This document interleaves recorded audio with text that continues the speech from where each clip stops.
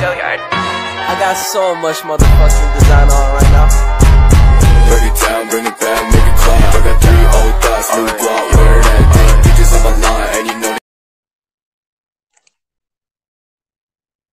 Assalamualaikum warahmatullahi wabarakatuh. Kami dari kelompok 1 Fisika Inti akan mempresentasikan proyek akhir kami yang berjudul Meson, di mana mata kuliah ini diampu oleh Ibu Dr. Randa Hidayati, MSI.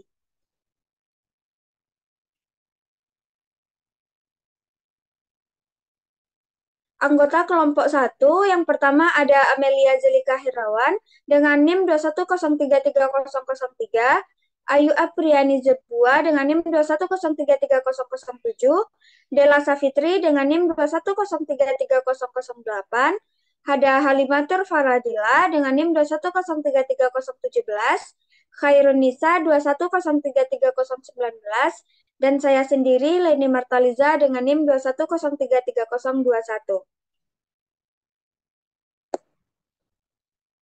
Di mana di sini kami akan memaparkan materi ada definisi meson, sejarah meson, jenis partikel meson, bilangan kuantum meson, reaksi-reaksi meson, dan terakhir ada contoh soal.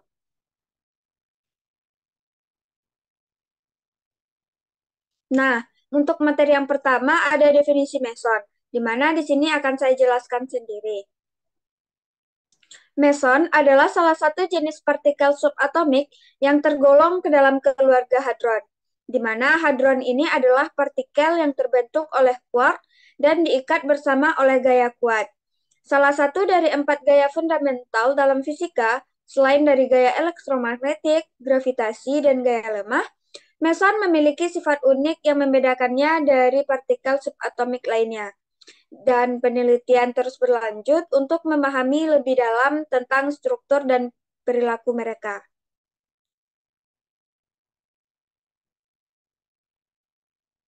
Nah, selanjutnya itu ada sejarah meson, di mana sejarah ini akan dijelaskan oleh Ayu Apriani Zebuah. Kepada Ayu, dipersilahkan. Terima kasih kepada moderator. Saya akan menjelaskan tentang sejarah meson.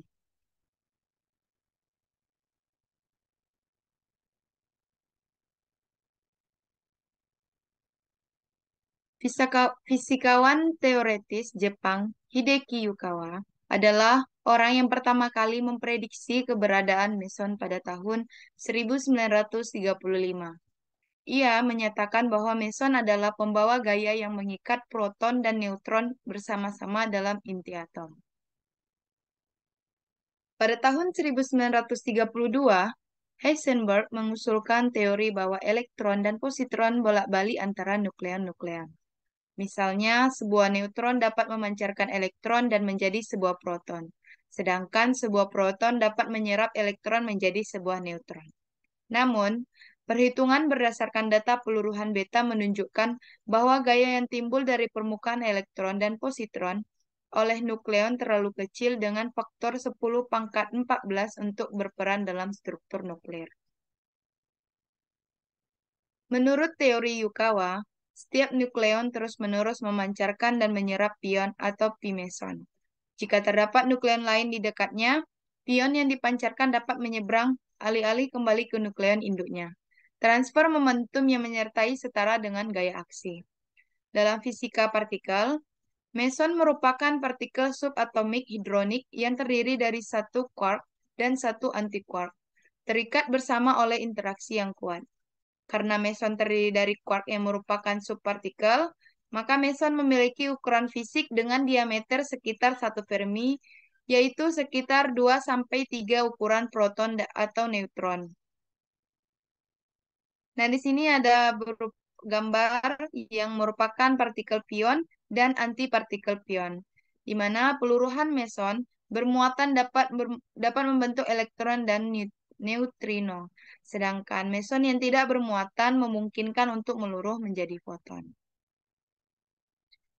Sekian saja materi dari saya kembalikan kepada moderator. Terima kasih kepada Ayu.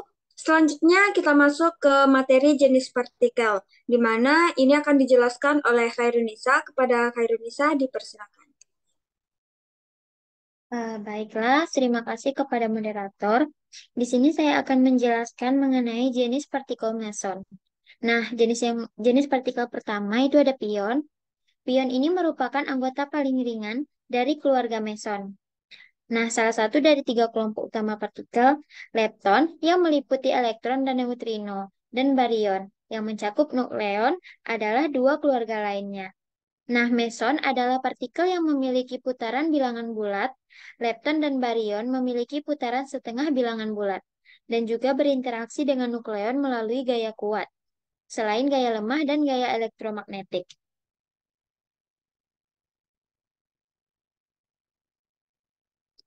Nah, gambar dari pion itu dapat dilihat pada slide, yang mana di sini pion ini memiliki massa 27 massa elektron, sehingga dikategorikan sebagai partikel elementer menengah yang dapat bermuatan listrik positif, negatif, maupun netral. Nah, pion negatif yang dimanfaatkan di dalam terapi pion ini berinteraksi sangat sedikit dengan atom-atom sepanjang jejaknya karena masanya yang relatif kecil dan karena bergerak mengakibatkan interaksi Coulomb juga rendah. Dengan demikian, terapi pion ini memiliki efek samping yang sangat rendah dan di samping itu tidak diperlukan lagi atom sasaran khusus yang harus dimasukkan ke dalam tubuh agar diakumulasi di dalam jaringan kanker yang menjadi sasaran. Selanjutnya, jenis partikel meson yang kedua adalah kaon. Dalam fisika partikel, kaon juga disebut meson K dan dilambangkan dengan huruf K besar, yang mana merupakan salah satu dari kelompok 4 meson yang dibedakan oleh bilangan kuantum yang disebut keanehan. Dalam model quark, mereka dipahami sebagai status terikat dari quark aneh atau anti-quark, dan anti-quark naik atau turun. Nah, K-meson ini membentuk sekelompok meson masid yang diidentifikasi pertama kali dalam studi sinar kosmik pada ketinggian tinggi. Rochester dan Butler menemukan kasus langka partikel venetral yang membusuk di ruang awan untuk menghasilkan 2 partikel bermuatan per kejadian, di mana partikel produk diidentifikasi sebagai pion, yang mana K0 menjadi P+ dan P-. Oleh karena itu, partikel K yang netral harus memiliki massa diam lebih besar dari 550 M. Pelepasan energi yang diukur sedemikian rupa sehingga massa yang dihitung adalah sekitar 1000 M. Selanjutnya jenis partikel yang ketiga yaitu eta-meson. Nah, eta-meson ini ditemukan pada tumbukan pion nukleon di Bevatron pada tahun 1961 oleh Ehud Pevsner et al. Pada saat proposal jalan rangkap 8 mengarah pada prediksi dan penemuan partikel baru dari pertimbangan simetri. Nah, di mana massa eta-meson N ini adalah 1074 kali massa elektron. Etanol meson tidak membawa muatan apapun. Kehidupan rata-rata etanol meson kurang dari 10-16 detik. Putaran eta-meson adalah 0. Antipartikel etanol meson itu sendiri adalah etanol. Mode peluruhan yang mungkin dari eta-meson yang tidak stabil adalah etanol menjadi 2 gamma, etanol menjadi P0 ditambah P0 ditambah P0, etanol menjadi P0 ditambah gamma, dan etanol menjadi P+, P-, dan P0. Sekian materi yang dapat saya jelaskan, saya kembalikan kepada moderator. Terima kasih kepada Khairunisa. Nah, materi selanjutnya itu yaitu bilangan kuantum, di mana bilangan kuantum ini akan dijelaskan oleh Farah. Kepada Farah dipersilakan.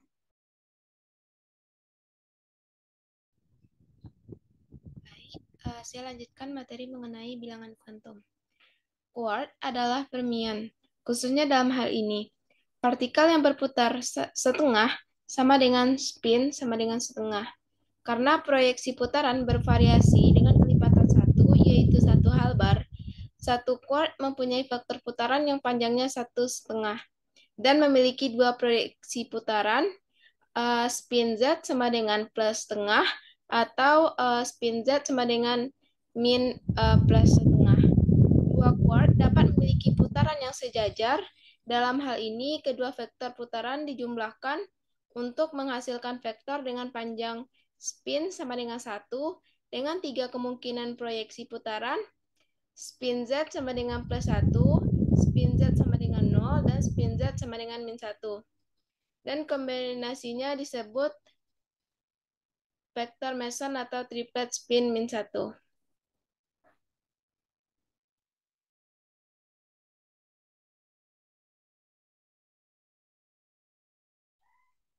Jika dua kuart memiliki spin yang berlawanan arah, maka vektor spin tersebut akan dijumlahkan untuk menghasilkan vektor dengan panjang spin sama dengan 0. Dan hanya satu proyeksi spin, spin Z sama dengan 0, yang disebut dengan meson skalar atau singlet spin 0. Karena meson terbuat dari satu kuart dan satu anti-kuart, keduanya ditemukan dalam keadaan spin triplet dan singlet. Yang terakhir ini disebut meson skalar bergantung pada paritasnya. Nah, mengenai paritas itu adalah paritas kiri kanan atau paritas spasial yang merupakan paritas pertama dari beberapa paritas yang ditemukan, sehingga sering disebut sekadar paritas. Nah, untuk meson, paritas berhubungan dengan momentum sudut orbital melalui hubungan P sama dengan -1 pangkat L ditambah 1, di mana L adalah hasil paritas harmonik bola yang bersesuaian dari fungsi gelombang. Tanda +1 berasal dari fakta bahwa menurut persamaan Dirac, kuart dan anti-kuart memiliki paritas intrinsik yang berlawanan. Oleh karena itu, paritas intrinsik meson adalah hasil kali paritas intrinsik kuart +1 dan anti-kuart -1. Karena keduanya berbeda, hasil kali keduanya adalah -1, sehingga memberikan kontribusi +1 yang muncul dalam eksponen. Akibatnya, semua meson yang tidak memiliki momentum sudut orbital atau L sama dengan 0 mempunyai paritas ganjil yaitu P sama dengan -1. Nah, ini adalah gambar untuk kombinasi satu kuart U, D, atau S dan satu anti-kuart U, D, atau S dalam konfigurasi paritas sama dengan 0 yang membentuk nonet. Nah, selanjutnya yaitu untuk kombinasi satu kuart dan anti-kuart untuk paritas sama dengan 1. Nah, itulah materi yang dapat saya sampaikan. Saya kembalikan kepada moderator. Terima kasih kepada Halimatul Faradilah. Selanjutnya kita masuk ke materi reaksi-reaksi yang ada pada meson, di mana ini akan dijelaskan oleh Dela. Kepada Dela, dipersilakan. Baik, terima kasih kepada moderator. Di sini saya akan menjelaskan reaksi-reaksi pada meson. Yang pertama, terdapat peluruhan meson. Meson yang tidak stabil akan mengalami peluruhan, di mana mereka berubah menjadi partikel lain. Jenis peluruhan yang paling umum adalah peluruhan meson menjadi lepton, seperti elektron atau muon. Dan neutrino contohnya P plus menuju mu plus ditambah V mu. K plus menuju P plus ditambah P nol. Yang kedua, terdapat interaksi meson-nukleon. Meson dapat berinteraksi dengan nukleon atau proton dan neutron melalui gaya nuklir kuat. Interaksi ini dapat menghasilkan berbagai macam reaksi seperti P plus ditambah P menuju N ditambah P plus, K plus ditambah P menuju K0 ditambah P plus. Yang ketiga, produksi meson. Meson dapat diproduksi dalam berbagai macam reaksi seperti P ditambah P menuju P plus ditambah P min tambah N. Y ditambah P menuju P plus ditambah dengan N. Yang keempat, penyerapan meson. Meson dapat diserap oleh nukleon, menghasilkan perubahan pada keadaan nukleon tersebut. Contohnya, P min ditambah P menuju N.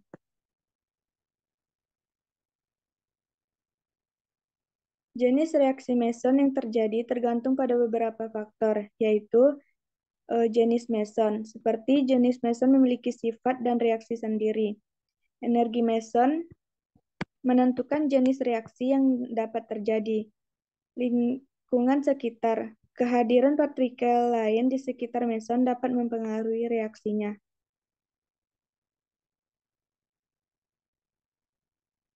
Memahami reaksi meson penting untuk mempelajari berbagai macam fenomena fisika.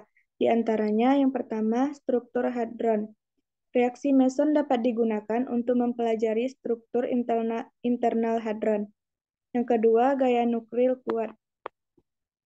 Reaksi meson dapat digunakan untuk mempelajari sifat gaya nuklir kuat. Yang ketiga, interaksi partikel elementer. Reaksi meson dapat digunakan untuk mempelajari interaksi antara partikel elementer. Sekian yang dapat saya sampaikan, saya kembalikan kepada moderator. Baik, terima kasih kepada Dela. Nah, selanjutnya materi tentang contoh soal akan dibahas oleh Amelia Zulika Herawan. Kepada Amel, dipersilahkan. Baiklah, terima kasih kepada moderator. Di sini saya akan menjelaskan, memberikan beberapa contoh soal mengenai meson. Yang pertama yaitu contohnya, berapakah energi kinetik sebuah meson dengan massa 500 mega elektron volt per C kuadrat jika memiliki kecepatan 0,8 C, dan digunakan rumus energi kinetik relativistik, di mana energi kinetik sama dengan gamma kurang 1 dikali M0 dikali C kuadrat, di mana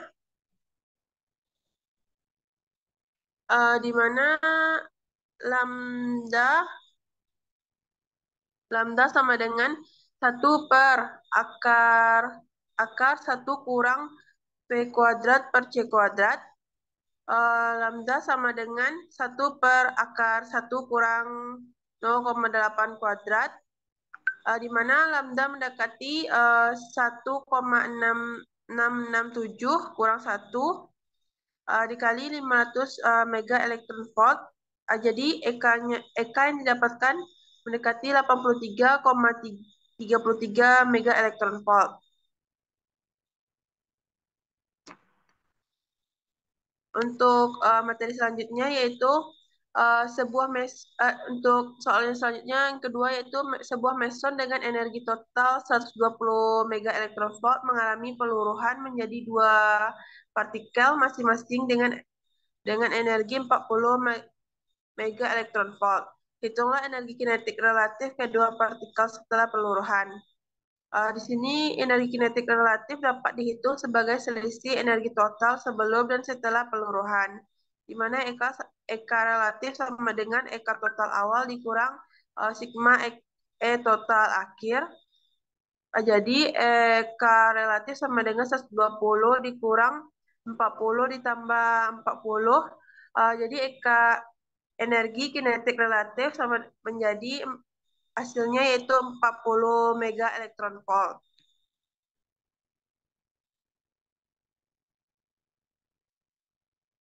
Nah, untuk kesimpulan dari materi kami yaitu materi meson, yaitu untuk definisi mesonnya sendiri yaitu partikel subatom yang terdiri dari quark dan anti-quark dalam jumlah yang sama, umumnya masing-masing satu yang terikat oleh gaya nuklir. Sedangkan untuk sejarah pada meson ditemukan pada tahun 1949 oleh Hideki Yukawa. Dia menyatakan bahwa meson adalah pembawa gaya yang mengikat proton dan neutron bersama-sama dalam inti. Untuk jenis partikel meson yaitu yang pertama pion, kaon, dan eta meson. Sedangkan untuk reaksi pada meson yaitu yang pertama peluruhan meson, lalu interaksi meson-nukleon, produksi meson, dan penyerapan meson. Untuk bilangan kuantum pada meson yaitu spin S, paritas P, isopin I. Sekian dari materi saya kembalikan kepada moderator. Baik, terima kasih kepada Amelia Zulika Herawan. Dengan penyampaian kesimpulan tadi, maka berakhir presentasi dari kelompok 1. Kami dari kelompok 1, jika ada kesalahan kami mohon maaf. Kami sudahi. Wassalamualaikum warahmatullahi wabarakatuh.